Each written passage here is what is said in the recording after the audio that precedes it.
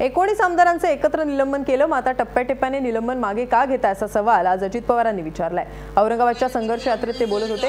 आम्हाला लाखोंच्या संख्येने लोक निवडून देतात आणि असं निलंबन कसं काय करू शकतात असा प्रश्न विचारत पवार यांनी शेतकऱ्यांच्या कर्जमाफीसाठी मागणी केली। त्यात काय चुकलं असा सवालही त्यांनी सरकारला केलाय।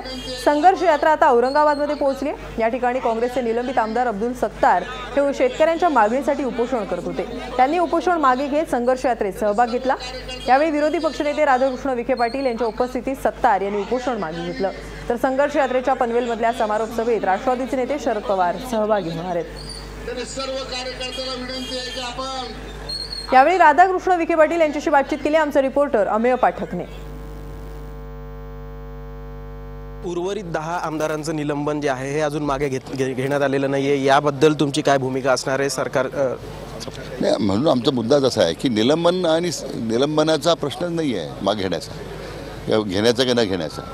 सरकारने निलंबन केलंय, त्यांनी मागे घेतलंय। दुसऱ्या आमदारांनी घ्यायचं का नाही तर त्यांचा निर्णय। त्याचा आणि आमच्या संघर्ष यात्रेचा दुरान्वय संबंध नाही। ही संघर्ष यात्रा शेतकऱ्यांच्या कर्जमाफीसाठी निघालेली आहे। निलंबन झालं काय आणि नाही झालं, मागे घेतलं काय, ही यात्रा काही थांबणार नाही। तर चंद्रपूरपासून मराठवाड्यापर्यंत तुम्ही पोहोचलेले आहेत, नेमकं काय प्रतिक्रिया तुम्हाला सामान्य जनतेकडून मिळत आहेत, शेतकऱ्यांकडून मिळत आहेत आणि काय पावलं उचलावी विरोधी पक्ष म्हणून सरकारवरती कोणत्या मुद्द्यांवर आता येणाऱ्या काळात? मुळात सरकारची सगळी धोरणे शेतकरी विरोधी आहेत। आज शेतीमालाचे भाव काय आहेत? खरेदी केंद्र नाहीत। खरेदी केंद्र फक्त फोटोसाठी सुरू केलेले आहेत। 12-13 हजारपर्यंत गेला तुरीचा भाव। आज कवडीमोल किमतीने शेतकऱ्याला तूर विकावं लागते। तीच कपाशीची, तीच सगळ्या कांद्याची परिस्थिती आहे। 5 पैसेपर्यंत किलो कांदा विकण्याची वेळ सरकारने आणली। मला असं वाटतं की शेतकऱ्यां आणि त्यामुळे एका बाजूला 3 वर्ष दुष्काळातून कुठेतरी शेतकरी सावरत होता, पुन्हा शेतीमालाच्या भावामुळे तो पूर्णपणे आता त्याचा पूर्ण आत्मविश्वास संपलेला आहे।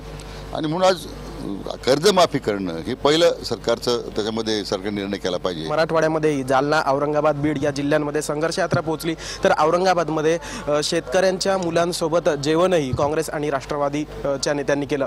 औरंगाबादहून अमेय पाठक, महाराष्ट्र वन।